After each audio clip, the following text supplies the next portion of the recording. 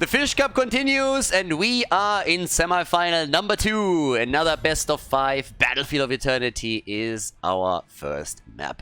Semifinal, and we got Team Tino. I think they misspelled Tony, but fair enough.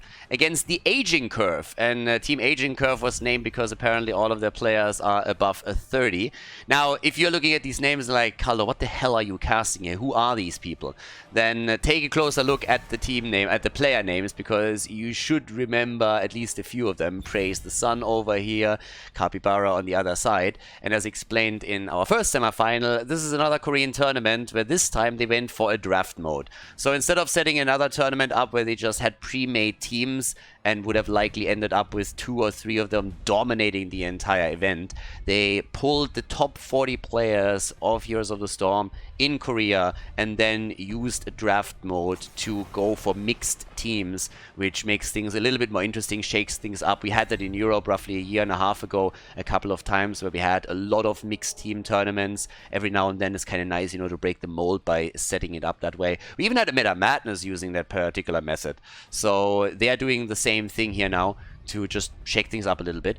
And we had an insane semifinal number 1. If you haven't seen the first semifinal yet, check it out. You are not going to regret it. That game was incredible. Absolutely incredible. But, well, as all of this continues now, we of course are going to take a quick look to figure out which team of the two here is starting to pull ahead. We have on our first pick Malfurion. He is still the top support in Korea. Stukov normally number 2nd pick. In this case, they prioritized the ban on him a little bit higher.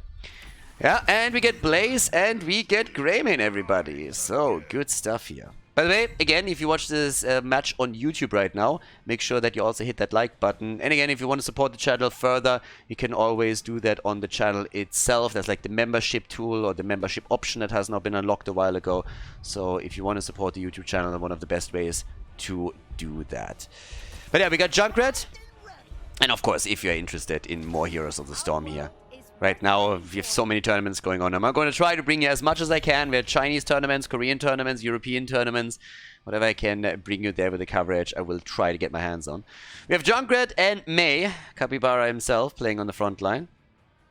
And, well, after the Blaze and Greymane move, you kind of want to have a pre-stun still, so that Greymane can get a huge amount of damage in.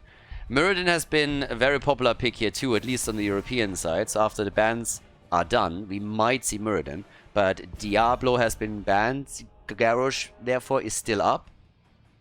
That's something that could also play a big role here now. But they could still ban him out. Yeah, well, ban a frontliner, or are they gonna get rid of, let's say, a support or damage dealer? Yeah, they ban Muradin. Okay, so it leaves us, I suppose, with Garrosh. I mean, not only, but Muradin, as explained, is very, very popular. And you want to have someone now that can initiate the stun chain, or at least an isolation, and they can have Blaze as the follow-up. And we're also still talking damage. I mean, this is Battlefield of Eternity after all. And with Tychus and Vala banned out, you can still go for some heroes that have direct damage against the Immortal, or you can just simply try and go for a teamfight victory instead. There's Garrosh, as more or less expected, and we get Lucio together with it for an increased mobility here. I still want the Koreans to just go into Zarya a couple of times and really take a page out of the European playbook. Use Zarya together with Garrosh, Speed Bubble, and then just isolate one hero after another time and time again. That would be pretty awesome. So if you want to go for a poke battle, you could go for Li Ming here. Li Ming and Greymane are a pretty neat combo. If you just go for team fights, maybe even a Genji setup. Yeah, Lunara and Malthael, that's already super scary for the Immortal fights, because we're going to have a quick race on that. Yeah. Let's see what we're going to get with this. Battlefield of Eternity. Lunara and Malthael, that's going to hurt. Yeah, Lunara in general is popular in Korea right now. It also gets played in Europe a bit. And as expected, it's Li Ming. Okay, the Li Ming Greymane combo. Fairly standard draft. Strong drafts from both teams. Straightforward, to the point. And we're going to figure out which team takes the lead and the advantage in the best of 5. This is a single elimination system, therefore no loser bracket. Battlefield of Eternity is the first map. Team Tino against the Aging Curve. Game number 1, Battlefield of Eternity. And on the left side, the Tinos with Capybara playing Mei. We got Tech on Malthael, Khaldor on Junkrat, good name. Seong on Lunara. We get Wishing on Malfurion, and that gets us to their opponent on the right side. Brother Garrosh! Academy Lucio. Yeah, Lucio, he realized at some point that he needs to just educate himself a little bit more. And he went to the Academy. We got Arian Rod on Greymane, Dren on Blaze, and Praise the Sun on Li Ming. A couple of Smurf accounts obviously involved here too. And with that, we're gonna get the party started here. Bot lane, the traditional 4-man, whereas top side it is Malthael against Blaze. Yeah, bottom pressure. I just want to see the Li Ming and Greymane combo pop off at some point. I don't really care who wins the game. Lunara obviously is also super fun to watch when played correctly. But just having this good old Li Ming looking for resets, Greymane trying to finish off whatever she pokes down is always just so cool when done well. And we could see that here. Now, again, we are in the semifinal. This is the second one, so the winner of this moves on to the grand final. The loser, I said it before, you're out of the tournament. And with out of the tournament, I mean you are in the third place decider game. They're playing out the third place, but there is no loser's bracket. So it's not like you can end up in the grand final again. But yes, they're playing indeed for third place. So that match is still going to happen. All of that is also going to be covered here. Malthael at the top was able to survive. They attempted to gank up on him a bit. And yeah, but we have now Malthael in even more trouble. He needs to be a bit careful. They're obviously attempting to go for the camp, but he was a bit low throughout all of this. And with Greymane sticking around, that could be a problem, as is here. Yeah, I mean, he is really flirting with death at this point. He is the aspect of death, so I guess he would, but again, gotta be careful. Now, no kills just yet, just securing the bot lane a bit. Praise the sun, also hoping for a good combo whenever someone moves down. I like that. If anybody moves down to check if they're taking the camp, that's a full combo straight into the face. Yeah, and then he misses everything. The caster curse is there. The caster curse is hitting once again, everybody. So yeah. I mean, there's nothing that you can really do about it, but there it is. Okay, so what else do we have? We have at the bot side, now that the blue team took the top camp, another one about to be claimed. Wishing and Capybara, both very low. I need to be careful that they're not running into these orbs. But they just don't connect. I mean, Tracer gets a little bit unlucky here. If one of those orbs would have connected, that could have been even a double kill. Especially, of course, once the reset kicks in. With level 7, we're going to see him with Calamity, and then things are going to change quickly. Trump for it as the level 4 talent, as usual, Indomitable for Garrosh. And yes, there it is. The camp claimed. Objective popping up in 5. Time to party, baby! Here we go. Team Tino. I have no idea what that team name means. Maybe one of their guys is named Tony. I don't know. I don't know a lot of Koreans that are named Tony, but you never know. Okay, so that's the halftime show. It's a pretty solid victory for the blue team. Yeah, with their setup, the damage over time from Malthael and from Lunara, plus Junkrat, that is a lot of damage. They win this one by 2,000 and a couple of hundred hit points. Yeah, and right now, even more happening over on the left side as they're just chasing. The red team has realized that they won't be able to win this one unless they're going for the team fight. So they're trying to defend as best they can, with only Greymane chunking it down. And he's closing the gap a little bit, but I don't think this is happening. Garrosh is low, and Garrosh is dead. Brother Garrosh eliminated. And the Immortal is actually pretty good. For the first, honestly, for the first objective, this isn't too bad. It's not crazy, it's 30% on the shield, make it 25. But they got a kill together with it too, and they can now defend the top, so yeah, fair start into the game for them. Now with that, they're moving straight in for the top, trying to take that wall down. I don't think they can do much more than that, but keep always in mind that they have a Lunara here as well. Lunara is just annoying, she's just annoying. Just hopping around, just the hopping animation alone already triggers me. It's like weird. Honestly, Lunara is one of those strange ones. I hate playing her and I hate playing against her. It depends a little bit on what hero I play, but there's a lot of those heroes in the game. Another one for me would be Murky. I hate playing against the Murky. We should probably put the caveat in a good Murky. A Murky that kind of knows what he does. Even if they lose the game, he's gonna be annoying. But I also hate playing that little fucker. Yeah, fuck the frog. Either way, 1 kill to 0. Lunara hopping, choking Pollen, and there she is again. Meh, meh. And more a goat than anything else, but no matter what, they get the kill on Blaze, so he's down. And now they might... Li Ming gets a combo connected after another, but they're not really killing anyone yet. 2 kills to 0. And the impressive part here is really the amount of fort damage that has been done. With an Immortal on that low HP, you would have expected the wall to fall and the fort also to suffer at least some damage. But not that much. So yeah, that was a very good objective number 1 for Team Blue. Very, very good one. But let me have a quick look at the damage numbers. 10,000 on Malthael, 13,000. Look at Li Ming with 13,000 damage. It's an incredible amount that he connects, but it's just not enough to get a kill. And that's one of the problems, of course. Damage is nice. It's always well to get high damage numbers. It's always nice. It always looks good. It makes it feel good. But it doesn't matter at all if you can't get the kills. Then you're just giving the opponent support a chance to show off a little bit with his heal numbers after the game. So, yeah. But we have at the bot lane now.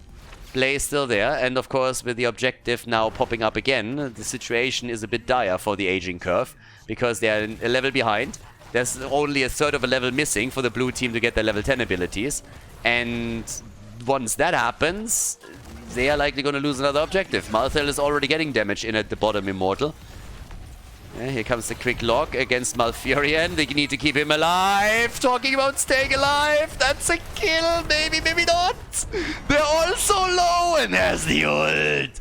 The first stack for Malthael with the last rights. They hit level 10 and then they last right him immediately. And that is a big Immortal that will now be taken by the blue team. Look how they are chasing them. It's an entire level advantage around level 10 abilities. There's nothing they can do here. If anything, I'm more shocked that there's nobody else of the blue team staying at the top lane just trying to take the fort down.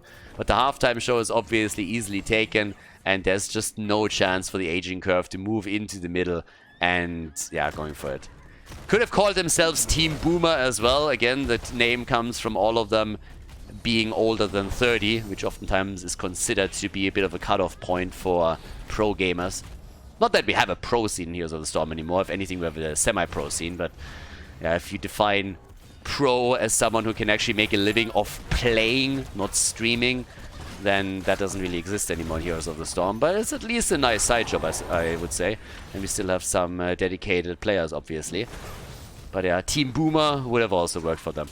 Was actually, I think it's not really true anymore with a 30 cap, but back in the day when esports really started, with Brood War, with Warcraft 3, Counter-Strike, that was a bit of a cutoff point, and since then things have obviously changed. A lot of the pro players these days are insanely young, but there are a couple that are breaking through the pattern. But back then, a lot of the Korean players, once they hit like 30, it was assumed that they couldn't really perform on that level anymore, but there were some that were able to put the lights at that. And there's a kill, but he didn't get the stack. Lunara with the extra damage over time after the last rights initially failed, but they are able to get that kill after all. No stack for Malthael, but they got the kill. Oh, and that is a close call for Li Ming, but she gets saved. Now, it doesn't change anything around the shield on the Immortals. It's going to be 100% for sure. And yeah, it was 4 kills to 0. Top side, Garrosh is still in a position where he needs to rotate down and help them, but as you can see, they're gonna go for this one, easy peasy, take down the fort, and now everybody can just join up at the bottom as long as they don't lose their support here, which might actually happen. And yep, not quite sure why they played it out this way. The top fort would have fallen either way. Now they're not gonna get as much out of the objective as they really wanted here. 5 seconds for Malthael to have the last rights. That would have guaranteed him a kill in that battle for sure. He could still get it. As long as the bunker is there, it's not going to be easy though. But they get the kill against Greymane. It's a 4 versus 5 the entire time. Where's the last rights when you need it? Now he has a chance. Oh, but he gets nearly blown to pieces by Li Ming.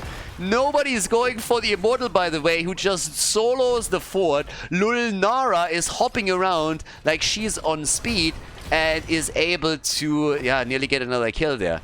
She survived with a few hit points, but the worst has already happened. The fort is down and the wall at the keep is now also getting destroyed with the level 13 talent kicking in for Team Tino. This is, yeah, top side. Dren is the one defending, but obviously all of that hurt. That's a 1 level advantage now with Malthael also having access to his invulnerability. But oh boy, that game.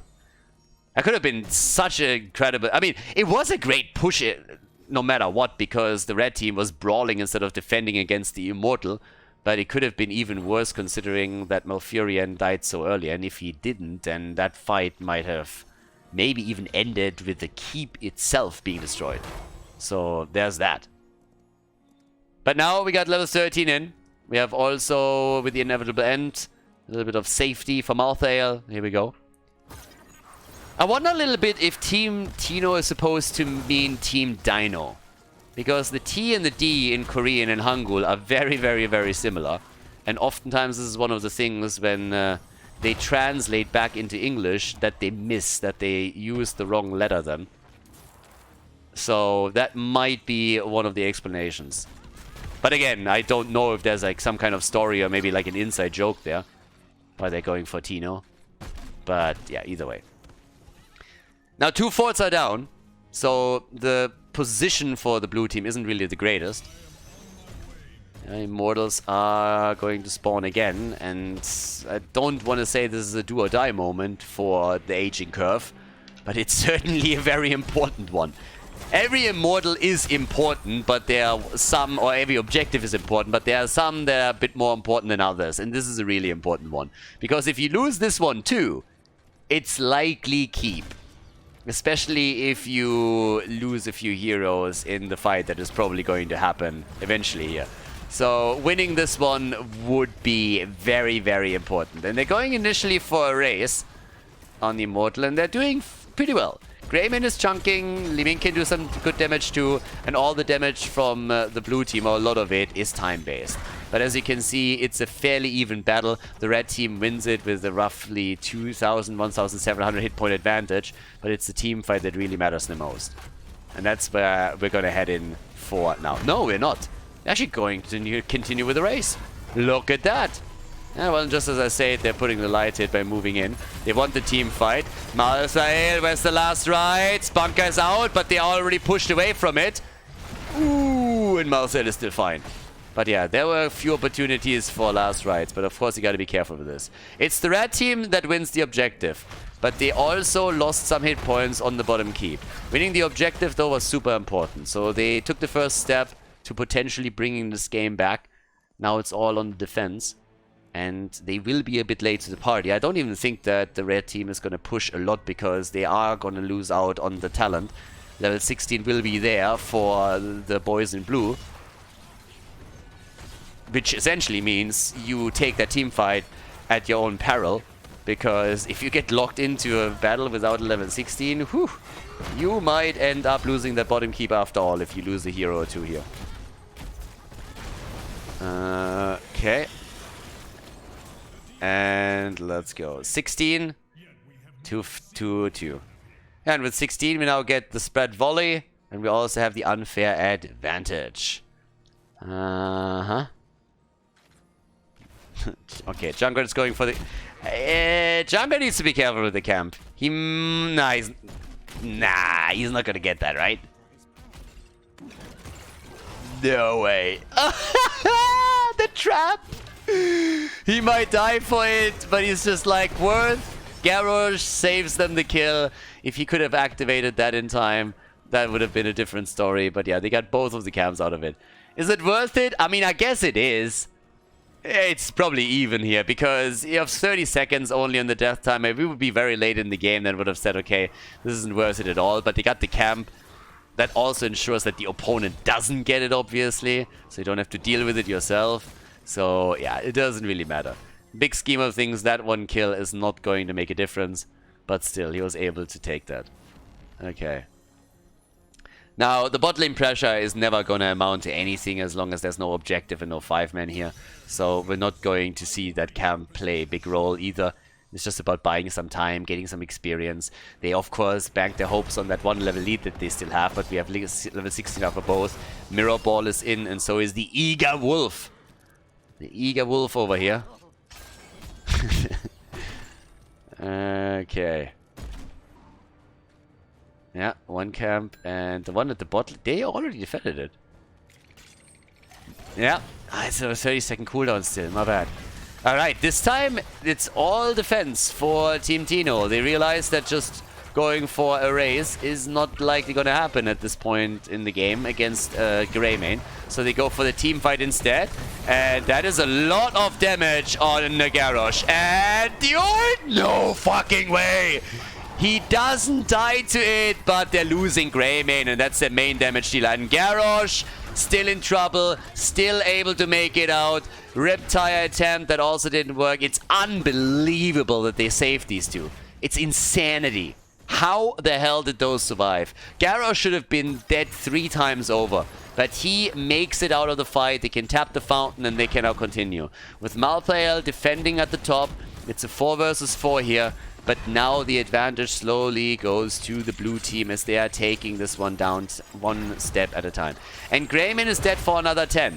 Now Malthael is coming down to the fight to help out. That's just happening as they go for the kill. And this time they get it. Garrosh is dead. Li Ming, she moves away. Was very much so in danger too. But yep, there we go. Another objective, or at least the halftime show, is taken. And of course, this isn't really helping. Someone will have to go down and defend this. And I guess better now than later. Yep, it is. The move straight down towards that minion wave. And of course, it only results in the Immortal losing even more HP, while the red team can't do anything to mitigate the problem that they're going to face soon. We have Capybara slowing them down a bit too. But yeah, this is a big Immortal no matter what. 50% shield at least, I'd say. That's a little bit less here than I thought. Okay. So they're at least able to take it down a little bit. But obviously it comes at a cost. And the reason why was that Malthael is at the top taking another camp. Which means that now we're locking in 2 camps. And they also aggroed this one. So they have camp aggro all over the map now. Blue team is very, very ambitious on this push. They are hoping to at least get a keep out of this. Being at the bot lane or at the top lane, that one doesn't matter too much on them. So, yeah. Off we go. Half a level to 20, if they can soak that too. But there it is, the isolation of Mei. And they still save her! They still save her! There it is, the kill is finally there. But they also get Garrosh. So it's a 4 versus 4. And that plays into the hands of Team Tino, because now they have level 20. And it is a big lead. Greymane, is he gonna die? He makes it out, but both of the keeps could fall. The first one is already gone. They could win the game here. They could go for core even. If they get another kill, and they likely are gonna pull one off, they might just go for it. Look at this. The Immortal still at half hit points. Greymane at the bottom, but the keep here is gonna fall 100%. And now it's only the core that is still up. This is bad news for the aging curve.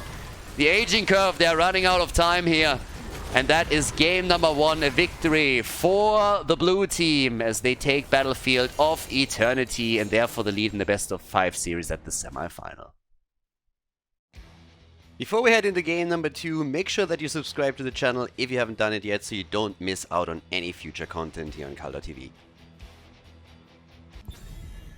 The Tinos are in the lead. Towers of Doom. The Tinos or the Dinos? I would like to know. I'm trying to figure that out until tomorrow. If they win, I'm trying to figure out if this is just a a typical translation problem or not. It's actually interesting because what happens when, well, I lived in Korea for the 3 years for StarCraft 2. What happens a lot is after you learn how to read Hangul, you really realize that a lot of the words in Korean have actually been adapted from English and just transferred over into Hangul, and they pronounce it in a Korean way. And the funny thing is when they then try to be more international, because let's say you're in a restaurant and they're trying to translate these things back into English, or they want to give their shop a certain name that is also understandable to foreigners that are visiting Korea, they sometimes don't write it in Hangul, but they translate it back into normal Latin, Roman letters, whatever. Arabic, whatever. Doesn't matter. Normal letters. And then they make this conversion error on a lot of these things. It's happening with F, with R's, with T's, D's, and a lot of these things. So I could totally see that they were just translating that over, and instead of putting the D in, they just went for the T. And yes, I know that's what she said, but yeah, you guys thought it, I just said it, okay? It wasn't me. I'm just the first one to say it out loud. Either way, now that we're looking at our second game, let's stop these rants because my brain is a little bit on right now. We got the Haka banned. So is Vala. I don't really expect that we're going to see Vala at all. She's been banned in every single game that I casted so far, without exception. But Tychus is up, so that's one. Stukov, since Malfurion has been banned, gets picked first. But here comes the quick Junkrat ban, which makes a whole lot of sense after the first game too. And we go for Diablo and Towers plus Tychus, yeah? Capybara's Diablo was pretty crazy from what I remember. He played in a few of the tournaments, and I remember that on one of his games where he played Diablo, he was just murdering. I just can't really remember if it was Towers of Doom or not, but I'm really looking forward to seeing him on the hero again. So yeah, that should be pretty awesome. Now, we got Garrosh again, and we got Leoric together with him this time. That's not a bad setup either. Falstad would still... Okay, Kel'Thas ban. Fair enough. That doesn't happen all too often. Obviously, these guys know each other quite well, so if we have a Kel'Thas player on the other side with Praise the Sun, I mean, that name already rings a little bit like we might see something along those lines. But, yeah. It would have been fun to see Kel'Thas, though. The days where Kel'Thas was played with ETC and it was one of the strongest combos were really entertaining. Because Kel'Thas, while he sometimes has his issues with mobility, and since the mobility creep in Heroes of the Storm was pretty incredible, as we had more heroes introduced to the game, that really hurt him. But back then, Kel'Thas, of course, he offered CC on top of damage, and that was always pretty cool. With the AoE that he can use a lot of on a lot of objectives, that was kind of nice as well. But yeah. Now we get Sonya, we have Lunara. Second time for her. Yeah, Tychus Lunara, that's also quite dangerous, especially with Tychus being able to use the grenade as a bit of a finisher. Tassadar has been played in the first semifinal too. And Greymane again. A couple of the elements that they already used in the last game. Let's see if it works out a bit better this time. They're still missing the support. There's plenty available. Could go Lucio, could go... I haven't seen a lot of Deckard Cain here from them. Yeah, but let's see what they're gonna get.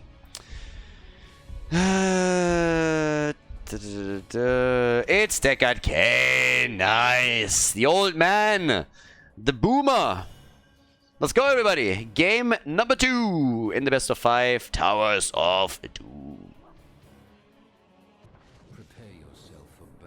Game number 2, the lead for the blue team, as we have Capybara on Diablo. Looking forward to his game here. On top of that, we get Clutter on Tychus, Wishing on Deckard Cain, Tech on Sonya, and we have Seong on Lunara. On the right side of the map, we have Brother Garrosh, once again, playing for the Aging Curve here, Stukov Academy. Lucio apparently is already fully educated now, so instead Stukov is taking his spot and is trying to take a couple of classes. Praise the Sun on Greymane, Arian Rod on Tassadar, and Dren on Leoric. All right. The stage is set. So, up to this point, the blue team was fairly dominant. They had a great showing on game number 1. But if you keep the first semi-final in mind just a little bit, then you know that doesn't necessarily mean anything. First semi-final was just absolute insanity. That series was so crazy. If you haven't watched it yet, check it out. Do yourself a favor. You can thank me later. That first semi-final was just absolutely nuts. I mean, oh my god. So, if you learned anything from it, then it is that you should not judge the match by game number 1. And, well, Team Tino, of course, gonna try to extend that lead and make it a quick 2-0, moving into some match points, and then move on to the grand final. But I'm sure that the aging curve is gonna try and redeem themselves, prove that they are not past that curve just yet, and that they can take him on. And yeah, we'll see if they can do that. Tech is here, we got Dren as well on the left side. Tassadar trying to isolate someone. They are playing aggressively, but they're not getting the camp.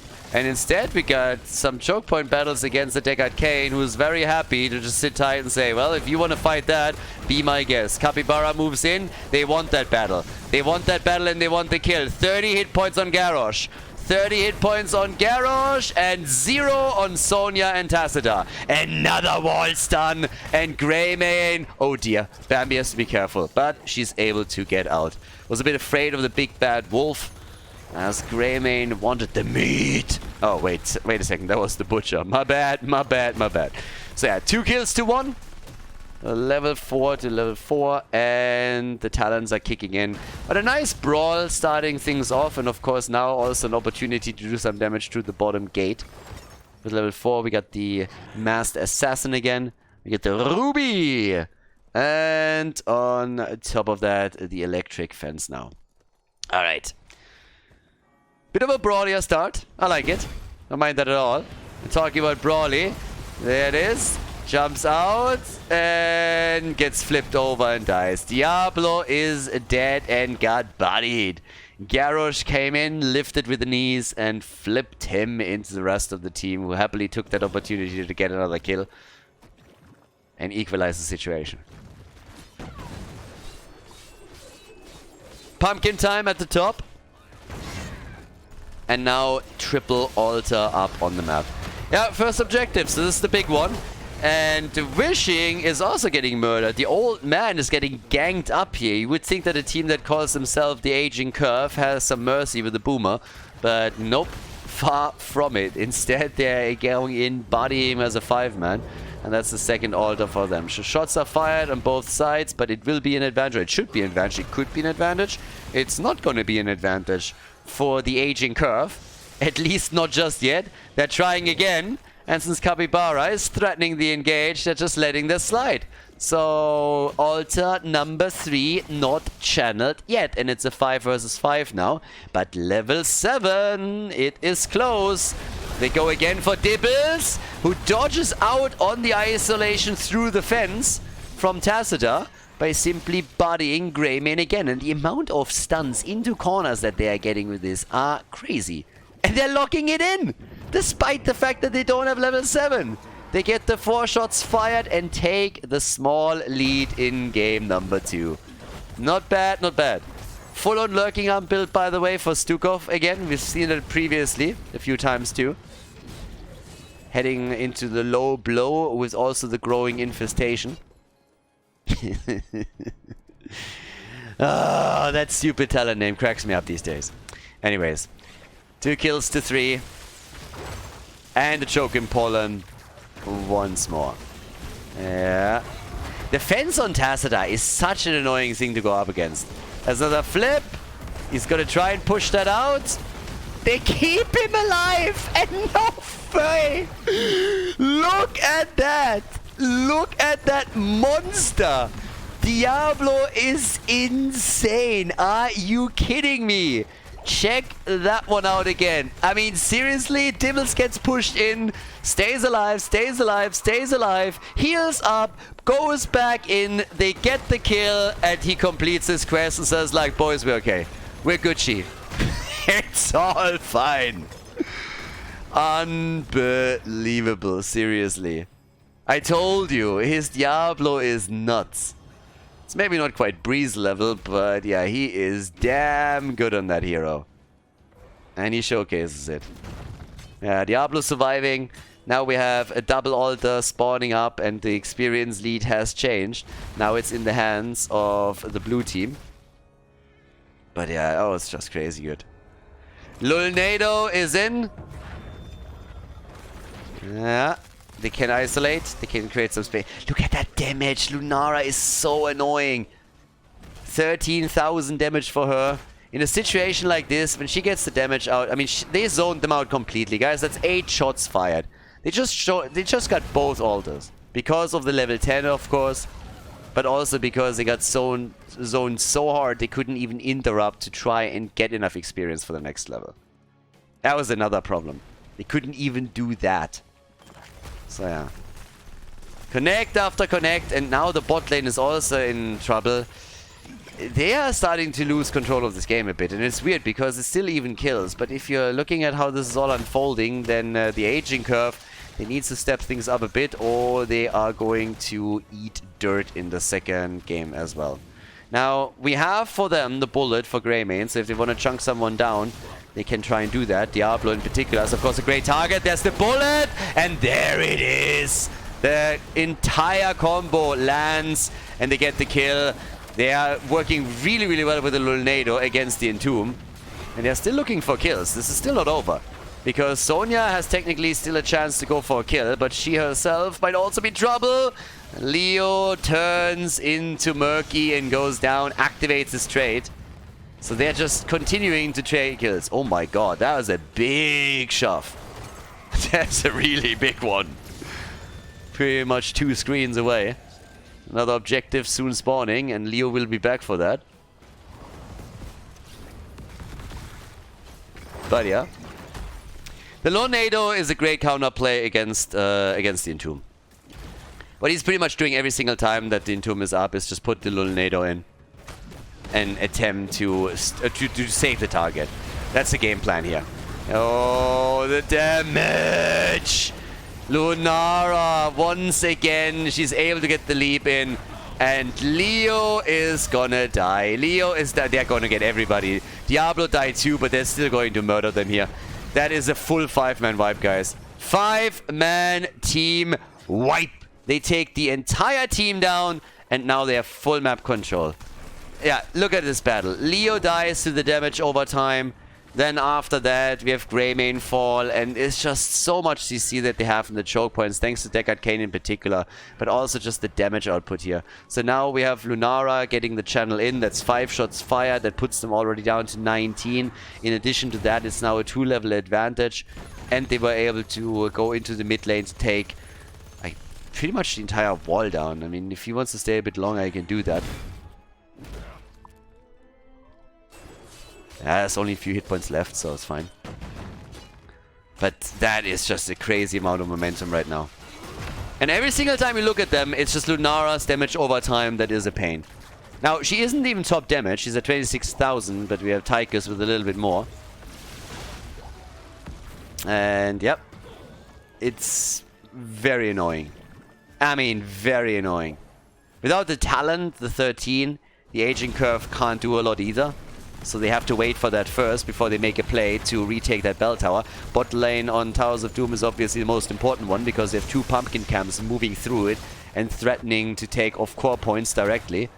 Lulnado attempt. Oh my god, Garrosh! Yeah, it's a weird play by both. I mean, as Garrosh you want to get close so that you can flip him in. And as Lunara, you are just sitting there hoping that he gets to the front line so you can get some easy hits in. And you can always jump back out with your leap, so you have to store at least a few charges on the ult. But yeah, Lunara is just poking this into oblivion. As you can already tell, I mean, she's taken over in the top damage department now too. But yeah, level 15, nearly level 16. There's another double altar on the map, and they held the bell tower. So they have still 5-3 as a bell tower ratio. If they can take both, that would be crazy, but I don't think so. It's more about just getting at least one. And yeah, the Academy is trying, of course, a similar play, but they let that slide for now.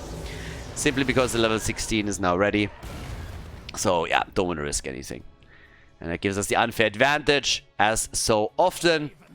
And there's so many slows. I mean, we talked about the slows and the stuns already before. We had the Lunara 16 kicking in. The choke point control of Deckard Cain in particular was fairly brilliant.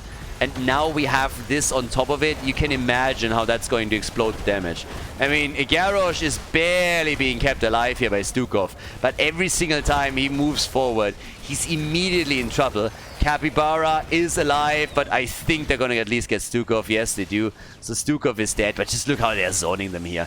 Greymane is dead as well, died to the damage over time. That's 11 kills to 5 now. Sonya is still playing that 1 versus 1 battle with Leo out and is so far winning the trades. And down here, Pumpkin Camp is taken. And they can move into the middle to try and get even more damage on Bell Tower number 2. So, yeah. There's a kill, Leo, and yes, that is it. That is it for that Bell Tower, I'd say. 13 to 33. Or they could go for boss. Altar's activating, it's a triple. This could technically be game. Yeah, I don't really think that's going to necessarily happen here. But yeah, it's going to be game if they can get 2 and maybe go boss or then the other altar. So, yeah. But alright. It's gonna be another 5 seconds. And there's still no level 16 on the horizon for the aging curve. And that hurts too. 3 of them move in. There's the channel at the bottom of the map already. That's 5 shots fired. Now Sonya is at the top left. And I guess they let Leo take the next one. The 16 is finally available for the aging curve. But boy, that is hurting. Single digits, down to 3 against 30. 10 times the points on the core for Team Tino. Yeah, and you lose another fight, then boss gets taken and the game's over. And it seems like Garrosh is gonna die here again. Yeah, he might not be the only one. But Sonya is the first one to fall, and Stukov actually survived this. And there's another kill. Okay, finally they're able to net themselves some kills. They're all low. They're all insanely low. But there's just no kill coming through this time. That is a bit of a start on the comeback potentially. But still, that was so clutch, so close. Just imagine 1 or 2 heroes dying here. But of course, they have to remove the boss from the map. Now, that move here is because of 2 reasons. First of all, you want to make sure that you're removing the boss as a tool for the blue team to end the game. You want to remove that. But also, you need to close that gap in core points. With the 12 kills that we've seen against the aging curve, it also means that Tychus has 10 stacks now to his level 4 talent. We might see that complete in this game. Now they're retaking down here. So in Bell Towers it's going to be dead even. In core points, not so much. Yeah. So there's another isolation and another kill. There's momentum now building up, and it's building up quickly. Blue team, gotta be a bit careful. Yeah, I praised Diablo earlier. Now he is obviously the main tank and therefore also a priority target.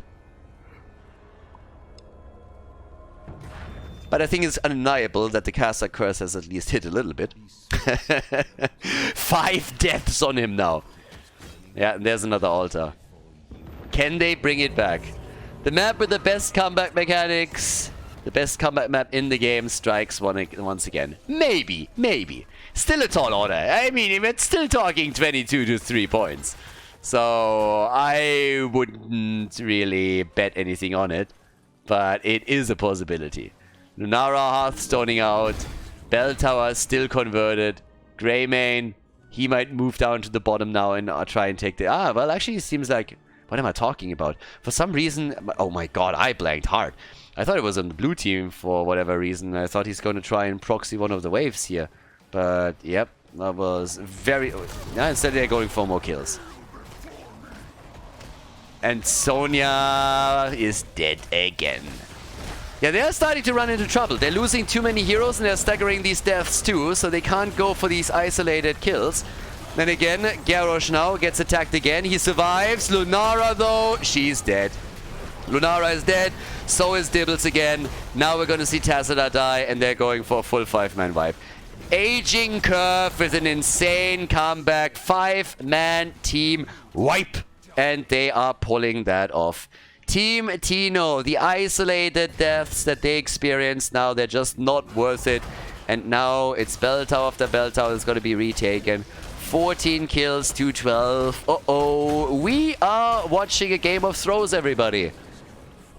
Aging Curve is showing Team Tino how it's done.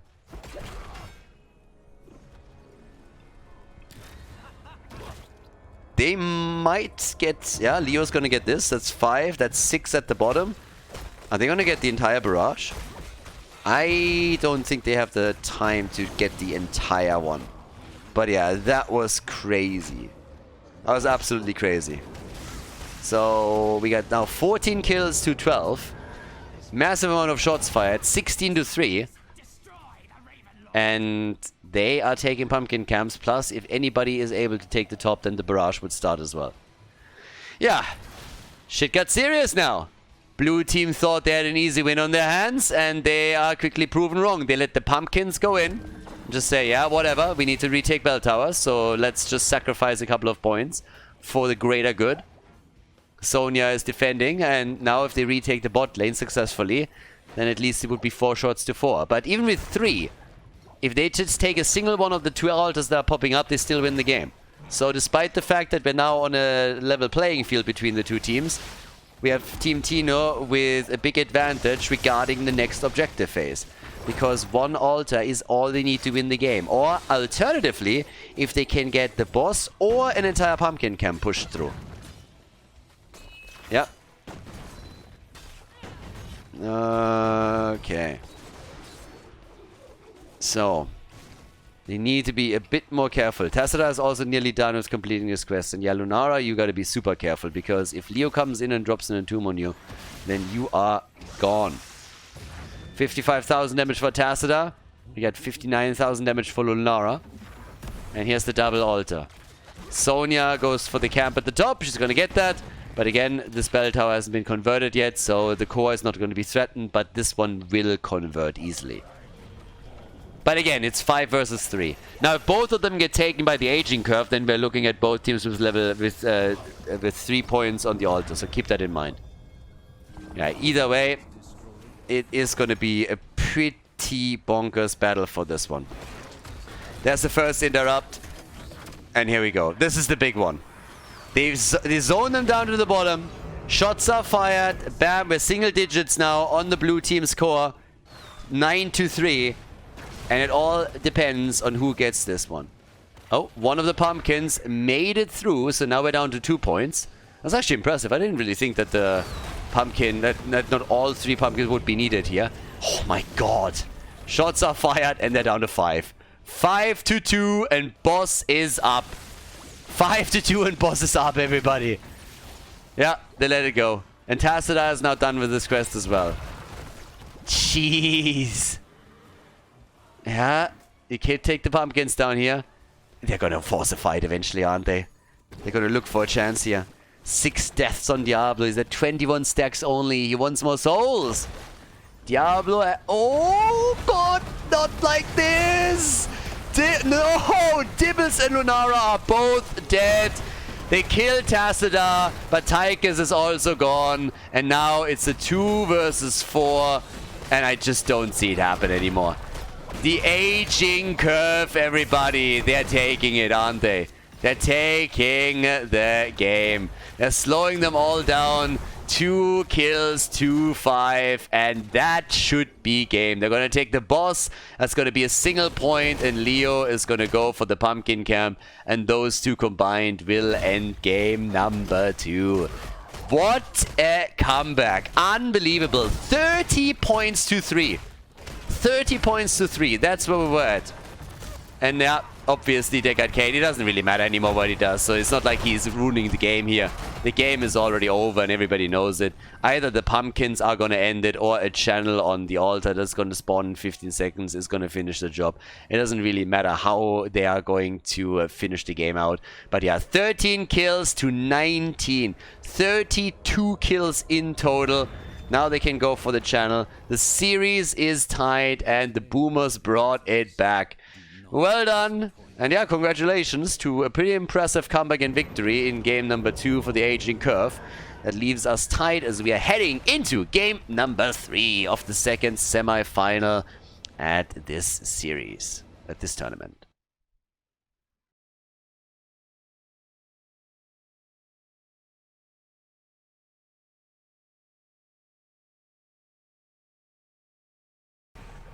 It's not over until it's over. It's not over until the fat lady sings. The comeback, Garden of Terror, game number 3. The best of 5 continues, and the series is tied. So here we go. This is going to be an interesting one. It seemed like Team Tino was absolutely crushing them, and then things started to turn very, very quickly as the Aging Curve went in and just went ham. So yeah, good for them. Able to win the game and also show the blue team that they can't take those games this easily or they will be punished. Vala is banned, as we've seen so many times. We have both of the globals eliminated. Garden of Terror is obviously a huge one. We could still technically something along the lines of maybe even the Vikings. I don't really know how much we're going to see those in Korea, but in Europe that would definitely be a concern. Even the Slugger is an option. But one way or another, I think we're going to get plenty of heroes now that are very, very good in against camps. It's like so many camps on the map. You want to make sure that you have something there that can take them as quickly as possible. That really, really helps a lot. And yeah, I can also give you a huge amount of control on the map, of course. So Tigers and Malfurion, they get taken. We have Stukov banned, so Malfurion takes immediate priority, as you would expect. And here comes Leo. Oh, this time we get the janitor. Nice. Picks the janitor skin. Okay, I like that. And there's Lucio. Yeah, the bigger the map, I mean, if you don't have any globals that can go for quick rotations, Lucio becomes a really interesting pick because he can just speed you up and that helps you to chase people down, gank other lanes. And obviously he has a lot of room to work with here too. I just wait for a bit of an X-Factor pick. I need something that is a bit more mobile and also has the potential to take camps down. If they go for some stuff like that, that would be pretty awesome. So yeah, but we'll see. Maybe even a Viking pick. I don't think that Korea is really going for that. But every single time you see something like this in Europe, there's at least, you know, in the back of your head, there's like this idea, hey, maybe, just maybe we're gonna get something crazy. Diablo gets banned out. Kind of interesting.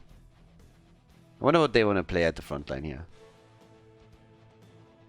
I would love an Abathur pick, for example. None of these drafts just screams Abathur to me right now, so I don't think that's happening. But that is one of the things that Europe would consider. And yeah, getting the slug in is just always fun. There's Stitches and we get Kelthas. Salami. Okay. Kelthas is ready. The boy with the weird eyebrows. Yeah. That's so old school. Hook into Root and Gravity Labs. Tigers to burn you down. Greymane and Muradin. Okay, Greymane, as I said, excellent for the camp control. Get those mercenary camps. Lock them in. And besides that, we have now a Muradin for the stun. Leo for potential follow-ups that he can use there. Junkrat, of course, also helping out with Muradin. Isolating people. And here we get Stitches. That's a really good setup for the Aging Curve. I like that lineup a lot that they have there. As long as they can land at least a couple of hooks, they should give the blue team a run for their money. Anyways, game number 3 now. We are in a best of 5. This is the semi-final. Teams are trying to get into the grand final here. It is a single elimination system. Let's go Garden of Terror. Game number 3, Team Tino against the aging curve. The party continues here. We have on the left side, Capybara on Muradin this time, Clutter on Junkrat, Tech on Leoric, Wishing on Greymane, and Strong on Greymane and Wishing on Lucio. Here we go. Aging Curve on the right side of the map after their victory on map number 2 with Brother on Stitches. We got Praise the Sun playing Tychus, Academy on Malfurion, Dren on Urel, and Arian Rod is playing Kel'Thas. Okay, let's see what they can do. Who takes the lead here? The first game was a great performance by Team Tino. In the second game, they also looked like they could simply connect on that and get a 2-0 lead. They had 30 points on their core, and the aging curve was down to 3. But the comeback on Towers of Doom, the biggest comeback map in the map pool, happened once again, and they just crushed it. So now with Stitches, we of course have our little X Factor. A little bit of a different one that I expected, but it's definitely there. And if those hooks land and the follow-up of Malfurion and or Kel'Thas is ready, then this is going to be an interesting game to say the least. Now, we have also the Stormbolt into a Junkrat mine that can always displace you, push you into the back of the opponent's team. So there's that. But yeah, blue team will have to at least tune it up a notch compared to the last map if they really want to win this one. They were just feeding it a little bit too hard. Honestly, it seemed like a pretty big throw at some point. There were a lot of very nice moments from the aging curve, but at the same time, some of these staggered deaths that we saw on Towers of Doom were a bit unnecessary and could have been avoided. It was just them playing slightly too aggressive and thinking that they could pull something off here. But yeah, that did not quite work out. So now instead, we have our third map with a tie in the scoreboard, which means, which is good for us, that we get at least 4 games out of this. So yeah. Now we still have Kel'Thas all alone down here at the bottom of the map and obviously into the Mana Addict, but they are also making it a bit harder for him to get those globes at this point. And for Kel'Thas, that's really annoying, because if you are not able to get your globes together, then you are eventually going to run into problems here. Yeah, you're going to run into a lot of problems. It's always a little bit of a pain when you just don't have that shield available, simply because you are going to die a lot more and you're just vulnerable to your opponent poking you down continuously. And yeah, these ganks will happen, for sure. With the lineup that's being played here, 100%. So with 4 stacks only at this point, they want to have a little bit more out of this. And we're going to see if they can make that work or not. As it stands, we have the first objective up. The seeds are here. So, yeah, 5 to 5 on the levels. And it's time to at least poke this out a little bit.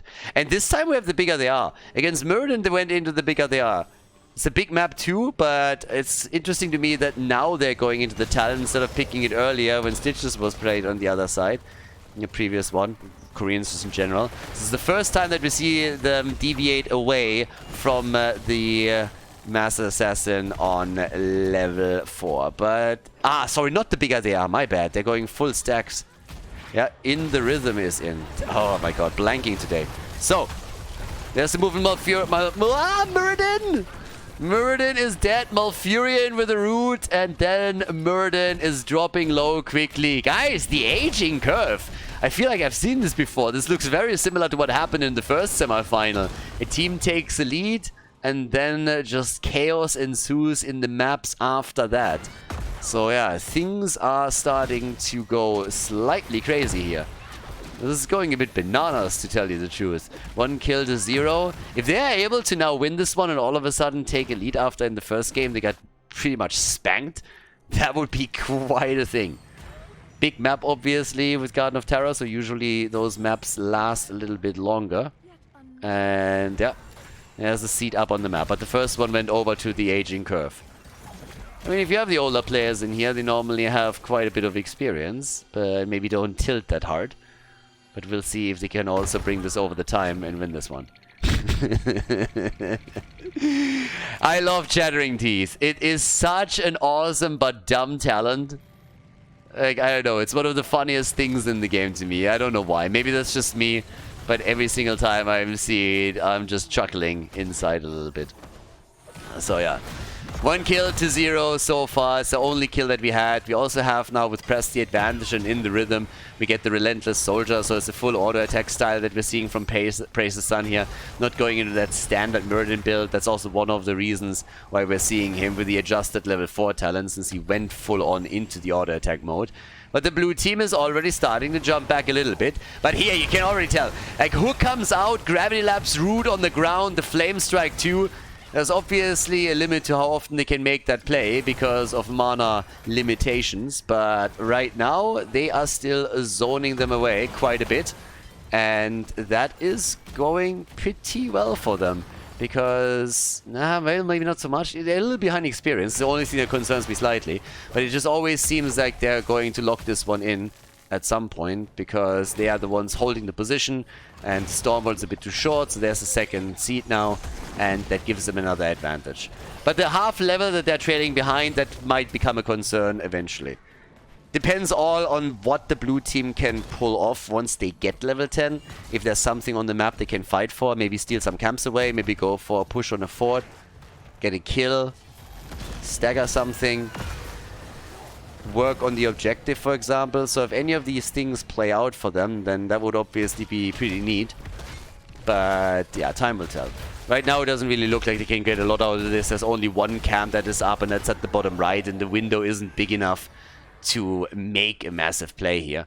So we got go for the throat now. And they might just be able to, you know, break through this, put a bit of damage onto the fort. But more than that shouldn't really happen right now. I don't really think so. No. Alright, all the way top. There we go. We have already our little setup here as Leo is trying to defend. He could do some damage at the bottom, but already expected. It's not really a whole lot. And yep, for now we got the next seed up. And this is the one that you really have to fight for. The Garden Terrors are going to come down, and they can snowball this also quite a bit. Now level 10 is now of course in for both. It gives us Gorge again. And we get the Pyroblast. Pyroblast is in the house. 16 stacks for his level 1. So Khaldor still doesn't have that. Yeah, nice Entomb, blocking them off completely. All that he was trying to do, keep them in the zone. Khaldor is dead, and they're trying for Tychus, and they get him. Team Tino exploding all of a sudden. Yeah, the Hook, Muradin with the Avatar, saying like, well, I was just waiting for that.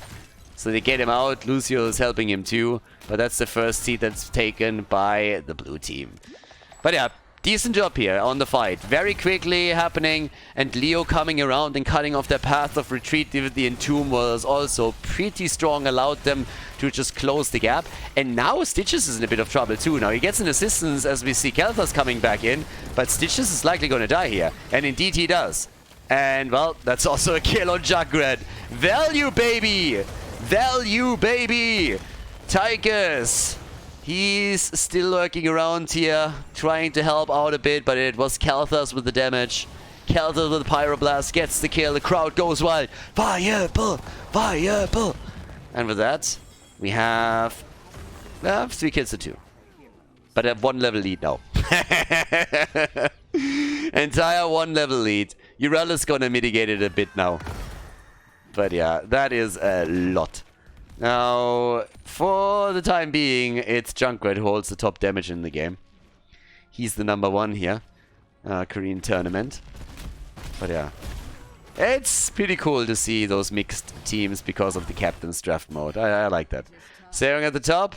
Greymane still riding around here, but already Odin gets popped. They're fighting for the next seed. They want this one. They want the objective.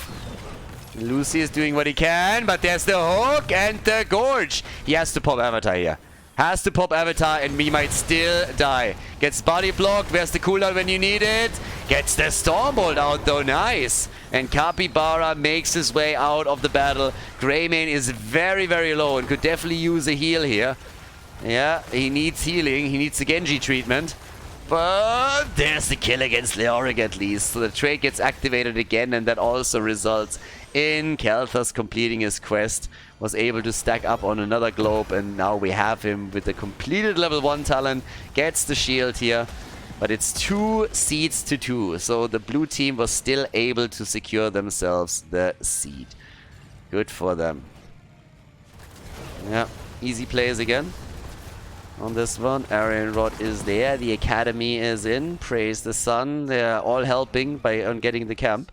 And I talked about this even before we had taken for the first time. It's all about you getting a lot of pressure on lanes because of these mercenary camps. There's so many here, so if you can grab them regularly, you are going to be in a very, very good spot because your opponent will have to play a very reactive style to just keep up with the lane pressure. But they are trading, I mean, they're pretty much just trading camps. Nobody has been in a position where they can invade the opponent's side and take the camps away. But once you claim the control over the middle, you will oftentimes see a team maybe not necessarily snowball it completely, but really just like trap the opponent in their own half of the map. It's probably the better way to phrase it. So yeah, this one is for the first objective. One team is going to walk away with the Garden Terror now. I'm going to get that. But yeah, you rally in the middle against Leo once again. But everybody else is already bot side doing their thing here. So right now, what are we getting? We have another quick move, and it seems like they're going to let that slide. Wait, what? Yeah, level 16. Too close. They don't want to fight it. I thought they might try and fight that battle a bit earlier, but now, of course, the situation is getting even worse. Because now, it's not only level 16, it's level 16 plus the Garden Terror. I really expected them to come in and try and force that fight before the 16 talents were a concern for them. But nope, now they have to deal with both, and I don't really think that's a great setup. That, on the other hand, that's a little bit of a meme move here. Yeah, Greymane thinking he's cool, and then he just gets eaten, and Stitcher says, thank you for the free kill. Uh-oh. There it is again. There it is again. And he's not gonna die. He's not gonna die. Yeah, he's alive. Wah, wah. Forts are taken down. Keeps are getting attacked soon. Oh yeah, this one down here is definitely going to suffer a little bit of damage at least, isn't it? And top side, this fort is also not going to make it. Big structural advantage now for the blue team. Very, very big structural advantage. Oh yeah, yeah. They have a pretty big lead on this now. Level ahead. These hooks didn't have Gorge. And he immediately Wraith walked out of it. But these hooks are so dangerous now. It's actually crazy. Yeah, the hooks are insanely dangerous. So they're down to their keeps. They're down to the keeps. They've lost every single fort in the game. We have level 16 for both sides now. 24,000 puts Tychus into the #1 position on his side. But he is still trailing behind a bit after Junkrat, who has the top damage in the game. 27,000. A lot of utility, of course, that he brings too. So camps get taken again. But yeah, it's a nice one. So Pyroblast got one good kill earlier, but outside of that, not really all too much value. But now Khaldor might be in trouble. They're trying to kill him, trying to isolate him, and he easily gets away. But now that Murden is here, that changes very quickly. That Stormbolt hit hard, and it set Junkrat up for a kill with a Reptile. 4 kills to 4, and finally they find themselves in a position where they think, okay, this is the moment where we can start to invade some of these camps. Nice attempt. If that actually hits the Siege Giant, then it buys them a bit more time because they have to wait until it walks around again. But yeah, camp at the top, camp in the middle, and another one that they can take down here. 1 level lead. The road to level 20 is paved in blood of the players of Team Aging Curve. Kill them all. Kill them all, lock the experience in, and Gyoguchi. Okay, so Dran up at the top, he needs to defend. Seed is up again, coming up soon. They're pushing these lanes out, and with Siege Giants, there's gonna be a lot of time that the Aging Curve will have to use to defend, and therefore, this is a freebie. It's not really important to the Aging Curve in the sense that there's no potential objective for Team Tino, so it's not like the blue team can simply now get another one. It's the first one out of the 3 that they need, but of course it's a bit of a sad panda moment as well, because the red team already has 2. They were the first ones to lock them in, and if they would just get another one, those Garden Terrors would really help them to bring this back. Garden Terrors are fantastic too, especially take out the outer ring of defense, so once that the forts are gone, that would open opportunities up for the red team.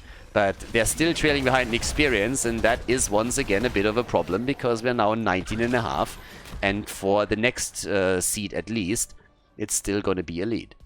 So, yep, there's that. I mean, right now, as you can see, we have level 20. And they are very likely going to try for, I would say, Key. I'm just a little bit confused because Leo's still rotating between the lanes. As long as you rallies topside too, it doesn't matter. But what can they do here? They have to be careful because that hook is going to come out eventually, and he has Gorge. Yeah, there's already Odin that gets popped too. Leo is moving in. If he can land a good Entomb, that would be a problem. They want Kel'Thas. He lands it. That's a dead Kel'Thas. That has to be a dead Kel'Thas. He cannot survive this. There's the Reptile. They try to get counter kills in the back right now, but everybody's still alive. Lucio is able to zip out, and they get the keep.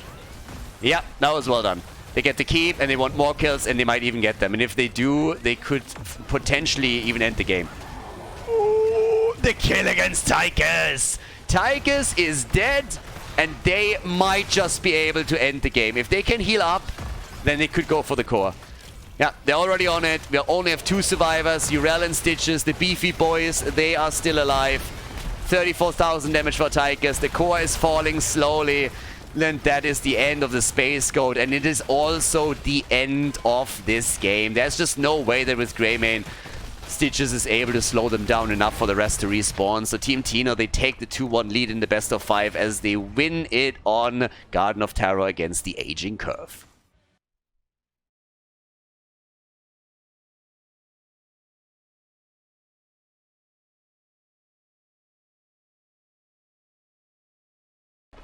Game number 4. Alright, let's go everybody. So, we got Team Tino against the Aging Curve, and now it could be the final match of the series because, well, there's a 2-1 lead for the blue team. And apparently, I guess he's back. So, alright, so there was a little bit of a delay, and the reason was apparently that in Seoul they have currently some curfew restrictions for people, and Arian Road was playing from an internet cafe over there, which is pretty common, but had to apparently go home. And up to this point, I honestly thought that they would have to replace him, and that the delay was because they needed to find someone that could swap in for them. But since he's still in the game, it seems like he just went home real quickly and is now playing from home. He doesn't have a setup that is as good as the setup that's used at the internet cafe, but it's good to know that they can still play with him, so that's the most important part here. Now, we got Stukov, we got Vala. Volskaya Foundry is our map. Not really my favorite one, but we had some crazy games with the Korean meta. That's the interesting thing. Volskaya Foundry is a map that I personally really don't like because it's way too scripted. The way and the patterns that the objective follows is just a bit annoying, and the games are very rarely exceptional. Most of the time they follow a certain pattern, and that is about it.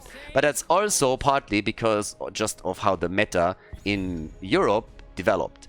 Now, on other regions, you have oftentimes similar rotations on the map, and of course the just technical aspects of the map are still going to be the same here. But since we have a different meta in different regions, that can also lead to playstyles that will make things a bit more exciting here.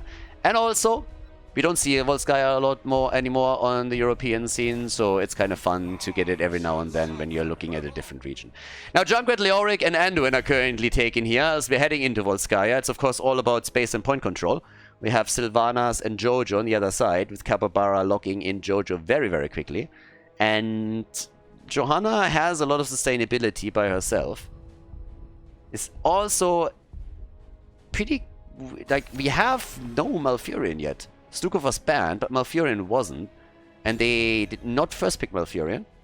And we don't have him even... are they banning him? Because they went Anduin on this one. And I'm very curious to see what they're picking Anduin for here. Now, Anduin can be really nice in a lot of situations. Because of his trait mainly, more so than anything else. But, yep. Fairly curious.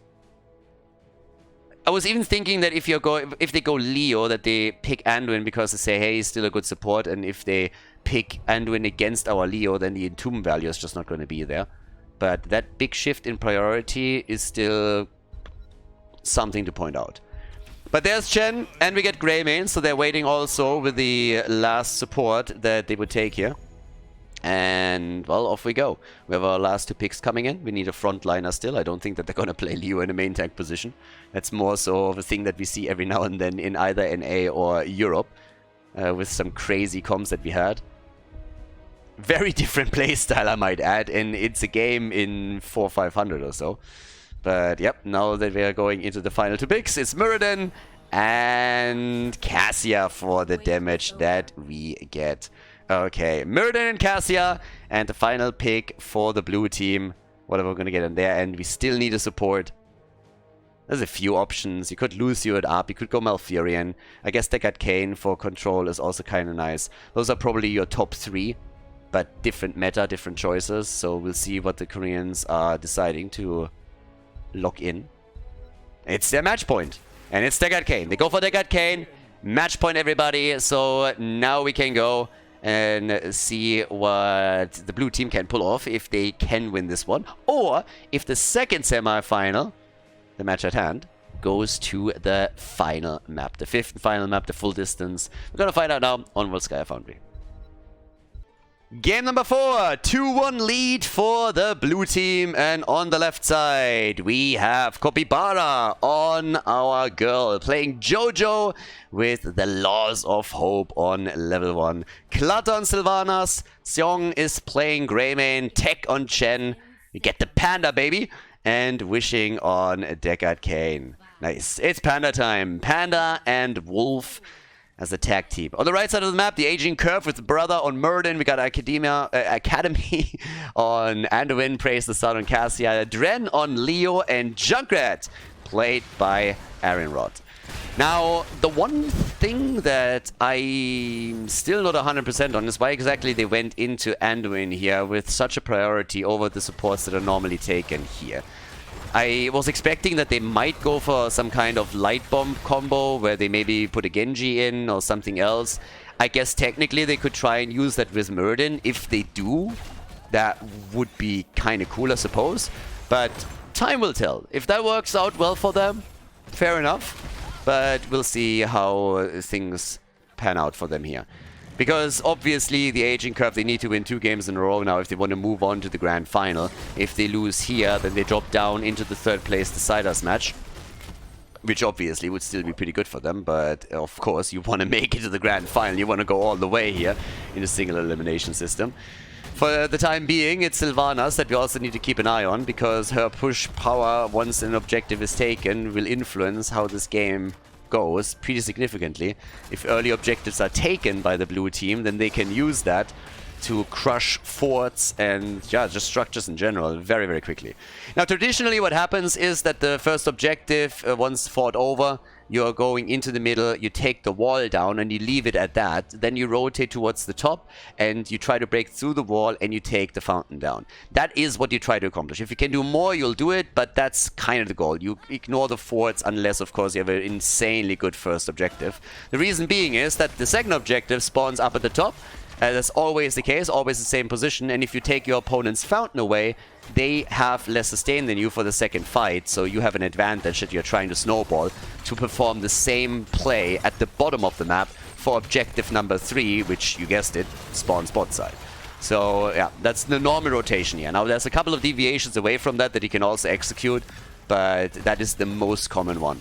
And it's a fight for the health beacon, and that's a nice lockdown. But it seems like, yes, they're going to get the first item. Muradin takes it. Nobody dead for now. But also, they dropped their turrets here. So, yeah, turrets got dropped. That means that only one item is in play for objective number 1, and that's Muradin's healing beacon. Level 5 versus level 5. And we get for Anduin the piercing light over here. Yep. Down to the bottom of the map, Tech and Dren playing this one out. We got now a bit of a leading experience even for the red team. If they can win this one and force the next map, that would of course be pretty insane. So, level 4, the Subdue, 8 stacks already for the Laws of Hope. If Jojo is diligent about it, Laws of Hope can be crazy in the late game. It's honestly insane how much of self-sustain she has once she stacks that well. But yeah, So right now we have at the bottom Leo and Chen still looking for level 7. It's a little bit similar to what you oftentimes see on Infernal Shrines. Level 7 is something that you always want, so you normally keep one hero on the side to just soak the XP. Nice pull by Anduin, that one was important. But they still don't have control over the objective, the blue team. They are grabbing it now, and they will hit level 7 around the same time that the aging curve does.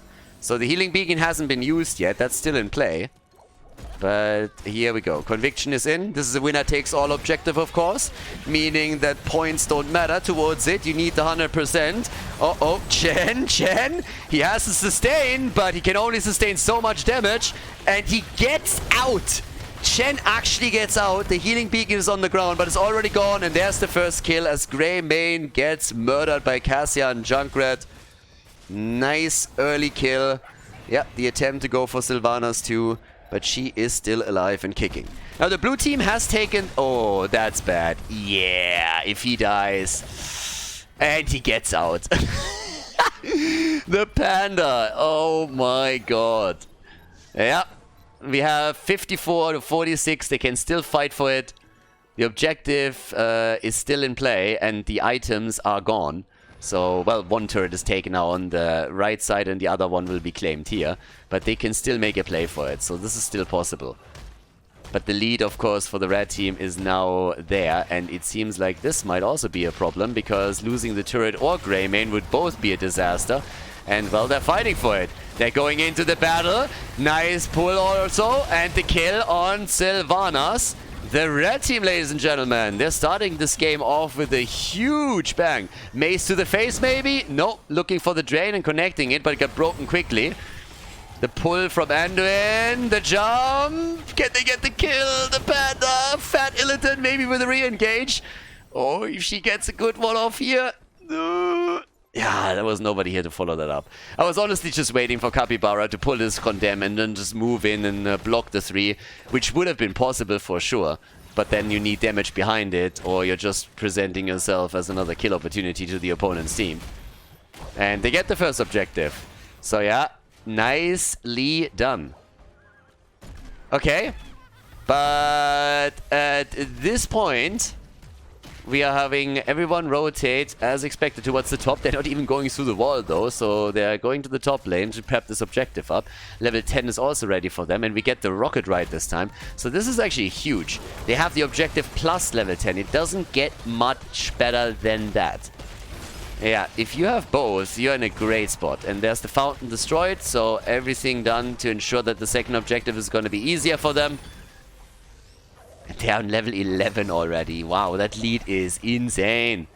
Now, comeback potential is as always there. You win a good team fight and yeah, that helps you a lot. But we'll see.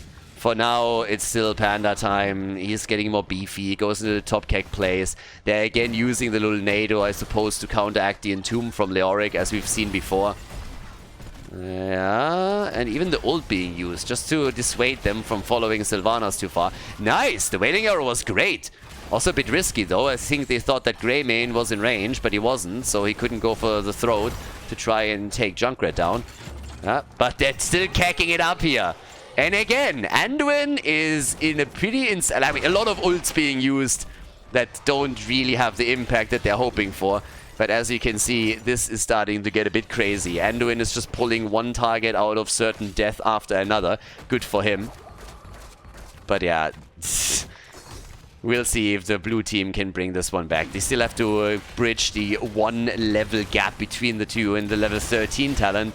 That's the biggest threat now and the biggest concern, because once that you're going up against another talent advantage on the other side, you know that you could easily be in a snowball situation where that snowball turns quickly into an avalanche. And yeah, they're pushing them off, but they're still giving up on the item. Push back into the back line. Item is already taken. Item control is so important on this one. And they're looking great here. The Panda could still cake it up, but they got stunned out too. Aging Curve is playing a fantastic style here. They have a lot of control. There's a lot of slow stuns that they can use. The CC is great. And they've now locked in another healing beacon. And in addition to that, they have level 13. I'm starting to be a bit concerned for Team Tino. Because right now, things are not looking all that good for them. Objective number 2 is going to reveal a lot here. Thankfully for the blue team, it hasn't been announced yet, so that means you have more time to soak experience to get to level 13 and maybe fight with even talents. But Aging Curve is in the driver's seat, at least for now. Also, Anduin by now with the boots, level 16 is going to give him the double pull, which is going to be even more important. And they are using Sylvanas to try and break through some of those structures bot side. If they can at least take the fountain down there, then no matter what happens on the next objective, they should have an even fight for the third protector. So there's at least that. But okay. 13 is in. I actually thought it would be announced way earlier than that. But we got 23 stacks now for the Laws of Hope. So at this point, you already look at 10% extra heal for her. Yeah, top side, only one team with the fountain. That's the main thing about the Protector. You want to deny those fountains so that the next objective is easier for you to take. And so on and so forth. Rinse and repeat. But yeah, 2 kills to 0, 13 to 14. And down here at the bottom, Tech. Is he going to get away from this? Yeah. The drain that we have from Leo against the Panda is always kind of nice. And it's pretty easy also to connect them. That's one of the reasons why Leo is currently top damage. Because he can just drain the Panda 6 days to Sunday. That's a huge problem. I think Jojo should be able to get out here. Maybe not. Does she have an Iron Skin up? Yeah, she has to ult out. Ouch, that hurts. Just as the objective is up. Now they're trying to isolate Mirrodin. I don't know how that's gonna work for them. There's another hit. Careful, where's the little nado when you need it? Already used, they go for the kill. And Greymane jumps in, out, is still alive. The fight rages on, items on the ground getting dropped by everyone. The healing beacon already over. And here comes Junkrat once more. Good damage from Greymane, though everybody's low, including Chen. The Stormbolt hits him hard. And he's still alive. And Leo dies. They have no fountain, but they're fighting tooth and nail. Oh my god. Holy shit. That battle was crazy. But now with Leo coming back in only 16 seconds, Aging Curve is getting closer to level 16. Blue team needs another kill. If they don't get another kill, then I just don't see any hope for them to win the Protector here. I mean, they're only half a level behind. It's not too much. Sylvanas is closing the gap. Sylvanas is closing this gap as best she can. They can fight for it. They can fight for it. It's better than I expected. But yeah, they have taken the lead now, so they will have to give up the position for at least a little bit. And then we're gonna go round 2, because both of the teams are gonna have their cooldowns up again. Unless Capybara, of course, has to use his ult once more, and yes, he does. Jumps out, but at least Leo used his own. So, had to use the cooldown, but Leo had to do the same thing. So, it's a cooldown trade. And here's the level 16 now. And that gives us the safety in numbers. Yeah, Leo is at the top. And where are they going? They're hoping for an isolated kill, I suppose? Ah, they're going for items. Alright. They're going for the items right now. And, well, top side, Leo still sitting pretty here. He's the one that they have to eventually push off. Let's see if they can. Yeah, and off we go. Here's the battle. There's the kick. Let's go. Try to isolate them a little bit, but didn't really have too much of an impact. A lot of the ults that are being thrown out here, I mean, they are not really too random, but they seem not as effective as you would think. Then again, there's the tomb. A Lulnado, and once more that ult from Junkrat just doesn't do enough. He goes for the rocket ride, but he can't get the kill, and here comes Jojo. They're trying to get the kill against Cassia finally. Fat Illidan is jumping in feet first. What a slaughter.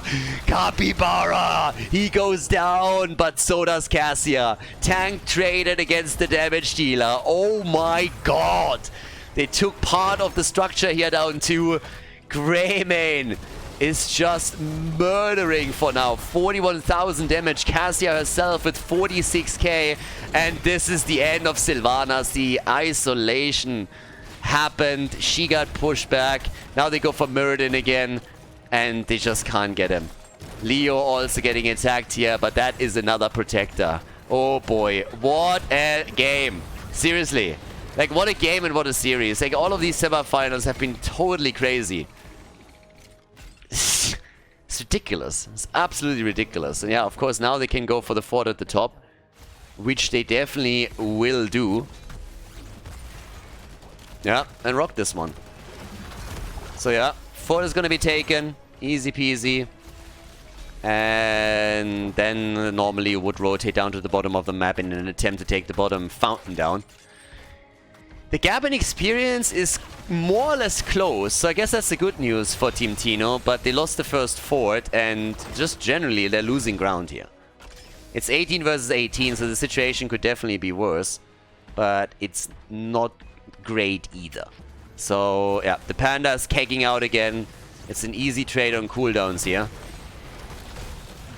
But they are going to lose the fountain here, and maybe even more than that. And that is bad news. Sylvanas, she's been trying to keep them in experience range. She's been going through the middle. Fight down at the bottom. They could try and force it. They should maybe try and force it here, if they can drop the Punisher out first. Stacks for Cassia, she's at 64. It's not insane, but it's pretty decent. So, yeah, level 20. I mean, even the gap on 20 shouldn't be too great. What's happening on the deaths, by the way? Yeah, we're sitting at 50,000 damage for Greymane, 2 deaths on Sylvanas so far. By the way, one thing that's also kind of interesting here is we're looking towards... Wait a second. Items, okay. And when we're looking towards Jojo, Jojo's now sitting at 30 stacks, so as the game continues, she's obviously going to get better healing for herself. They're trying to fight for this one too. They're lulnadoing them off here. This isn't taken yet. Alright, they claim it. They have the item. First time they hold the healing beacon. But there it is. The pinpoint damage. The bullseye move with the rocket ride. And Chen finally died. They already have to drop the healing beacon here. Capybara. He is in trouble. Does he have the cooldown on the trade? He gets the heals and they are still fine. But these battles are just insane. They're just trading damage all over the place. It's nuts. Now, there was the one kill, of course, but for the next objective, we should have both of them on level 20. But yeah, these fights are starting to be crazy. And with level 20 now ready, the blue team will have to fall back for just a bit. But they are so close to their own Storm talents that it's not really that big of a deal. There's late game stacking or scaling for Jojo thanks to the sustain, but more importantly for Cassia, obviously, with the level 1 talent that she has. So yeah, that's something to consider too. Yeah, and that is not going to be an easy thing. No. So up at the top, they defend this one. Items will still be important for the next fight, and I don't think that we have any claimed by either one of the teams. Cooldown reduction for Johanna with a level 20 now. In addition to that, we get the perfect gems, we got the Unleashed, and we got the Bolt for the Storm. And it's still anyone's game to take. There's a small advantage for the aging curve. But yeah. The Panda down here, already on the run. Once again. Barrels it out. I don't know what they can do here. Yeah, a lot of these ults just seem like they're not really forced or needed. Oh, Greymane. Oh, Greymane. Oh, the 2 missed him. Muradin is still there though, but he gets out. And again, the hit from Junkrat, but it's not enough. And they go for Anduin, and he is dead. Greymane died too. Leo took him down. Sylvanas is still fighting with him. Over here, they try for Muradin. Leo is dead. What about Muradin? Fat Illidan is trying to jump in and take him down, but can't. It's not over yet, though. Maybe. Nah, maybe not. They want Junkrat, and they get him. No, maybe. Yes. Junkrat is down. So is Sylvanas. Unbelievable. It's all over the place, that battle. 2 versus 3 right now. The control point unlocking in another 5 seconds. 100 stacks for Cassia now. 100 stacks, and boy is... Oh, Johanna is doing work with her ult. The barrel again, they're trying to stagger the deaths here. It's just an endless brawl. This is a 2v3. Chen dies in a 2v3 if he goes down now. Leo will come back in a second, by the way, and then it's a 3 versus 3 that they just cannot win if they struggle already. But they try for the staggered death on Cassia, and there's a chance that they're gonna get her. There's a chance. Yeah, she's in the corner, and there's the kill. Cassia is dead, and Greymane is back. Sylvanas is on the move, and now they need to build up some momentum if they want to have a chance here. 6 kills to 7. What an insane fight. That is just insane. Brawl, brawl, brawl, multiple ults in the same battle. The only ones that haven't died yet are Muradin and Deckard Cain.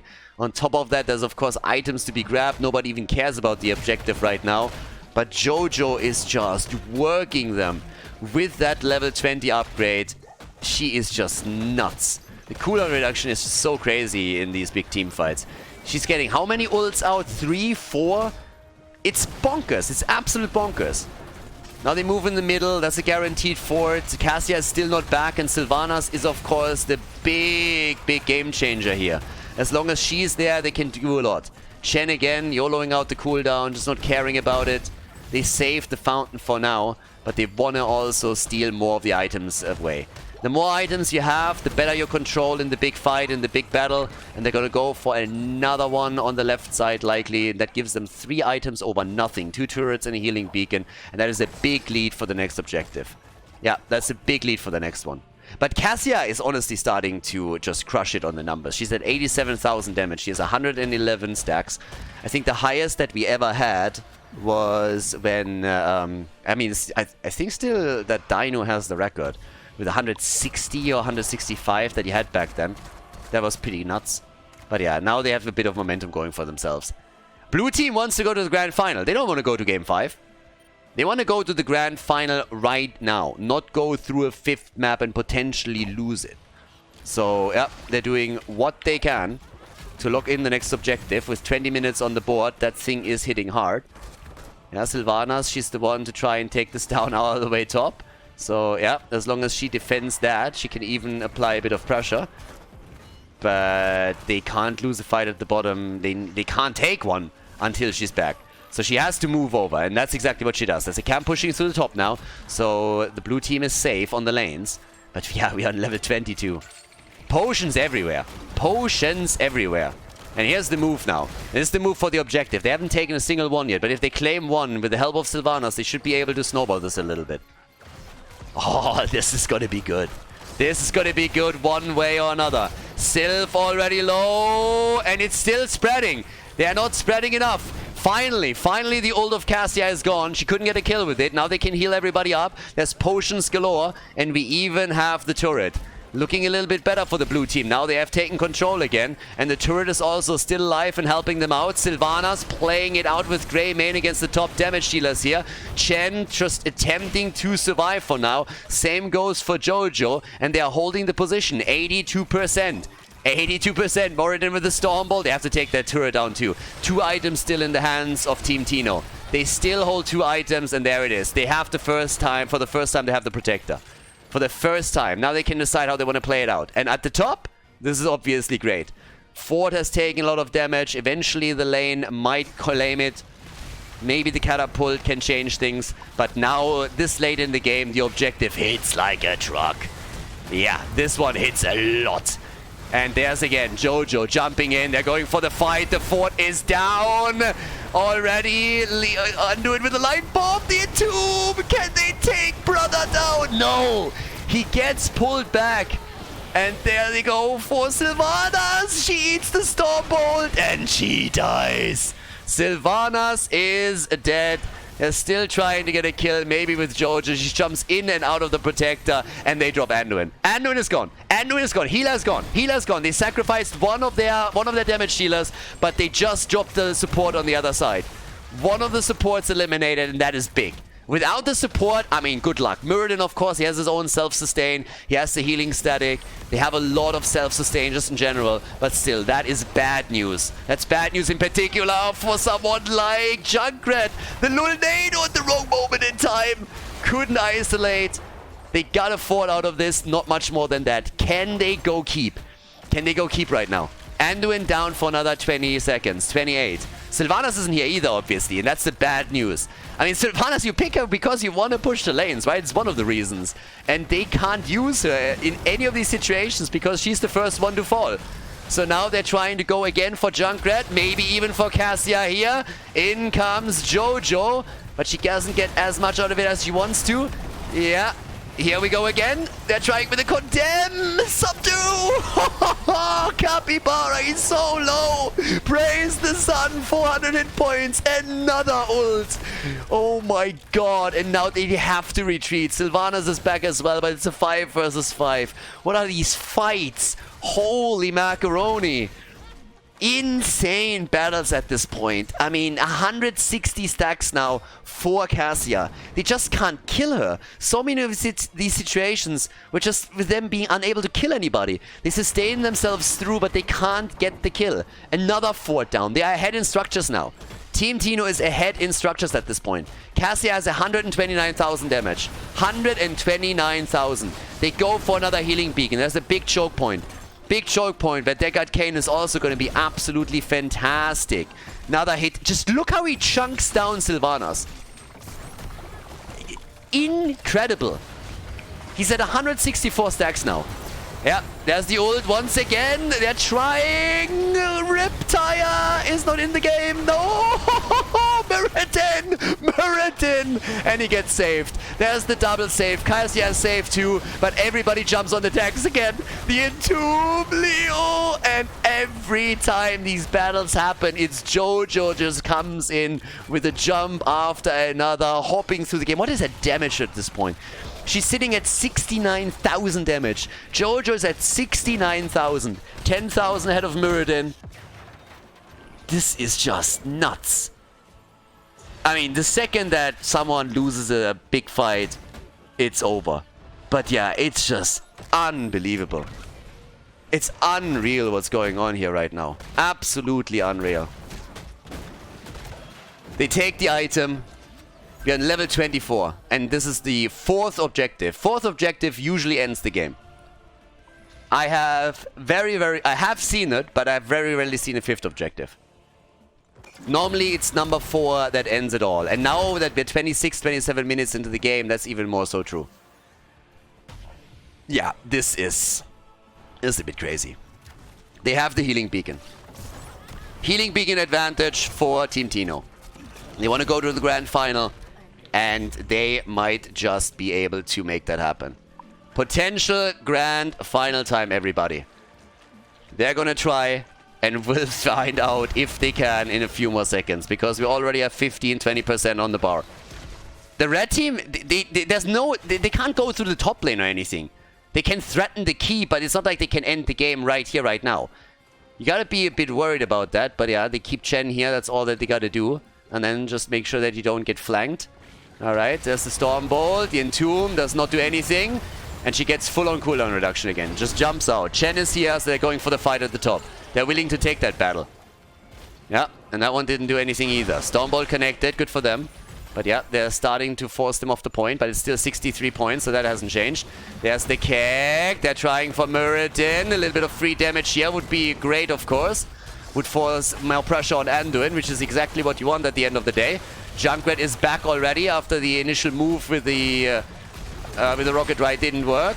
Yeah, they move in once again. Condemn on all of them! Condemn! And no, Jojo! She jumped out with no hit points! She has nothing! Heals herself, gets the potion! Leo is dead! And this might just be it! Can they get another kill? No, they lose Greymane! Are you joking? Are you kidding? Deckard Kane is also down! It's the end of Anduin, but so it is for Sylvanas. She dies too. The Panda, he is alive and he's dead. The Panda is dead. Jojo is the only survivor here. Jojo is the only one that makes it out of that fight. Incredible. Just absolutely incredible, everybody. Here we go. They go for keep. They want to go core, obviously. They want to go core. They want to go core here. 20 seconds. I'm not sure they can, but they can go for the objective. They won't be able to go for the core. What? We're 28 minutes in, and they only got the keep. And I have bad news. Look at this. Look at this. Can they actually get the counter? Yeah. All of this for nothing. All of this for nothing. Are you kidding me?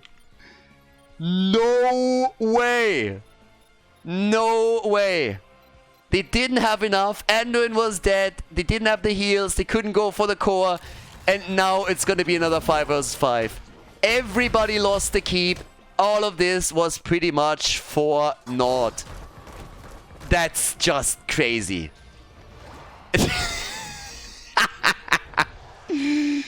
Oh my god. Fight another day. Fight another day. One item. One item on each side. Everybody has a single item, and that is it. Well, and here we go. Here comes the battle, everybody. They're gonna start to make the play here. Off we go. Who wins it? Stormbolt. She's still alive. The kick. The jump. Leo. Leo. He's low. He's low. He's low. And he's dead. Leo is dead already. Can they save him? Overtime is in. It's a 5 versus 4.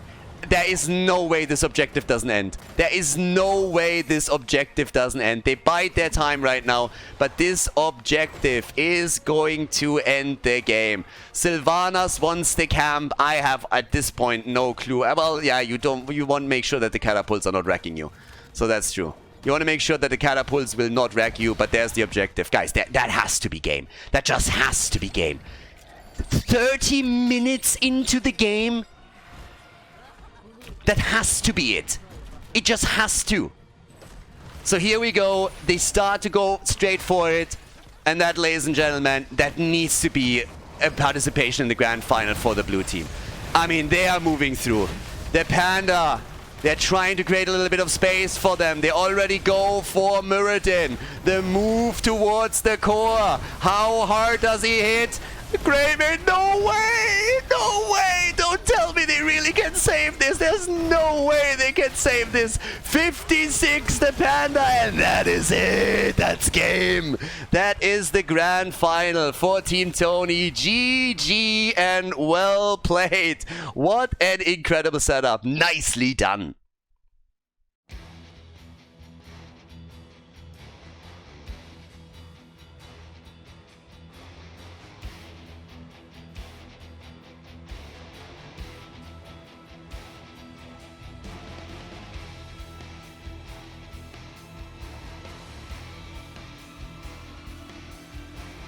Thank you everybody for watching the video today. I hope that you enjoyed the show and the commentary.